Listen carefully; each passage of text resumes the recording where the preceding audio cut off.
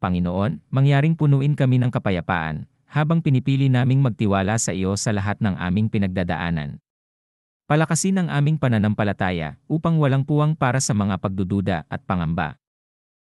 Patawarin mo kami sa aming kawalan ng pananampalataya, at gawin kaming matatag sa paniniwala sa iyong salita, dahil ikaw ang Diyos ng imposible.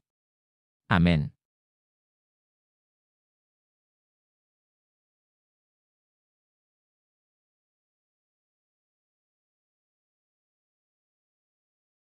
Panginoon, mangyaring punuin kami ng kapayapaan, habang pinipili naming magtiwala sa iyo sa lahat ng aming pinagdadaanan.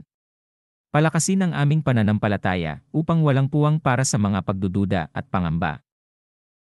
Patawarin mo kami sa aming kawalan ng pananampalataya, at gawin kaming matatag sa paniniwala sa iyong salita, dahil ikaw ang Diyos ng imposible. Amen.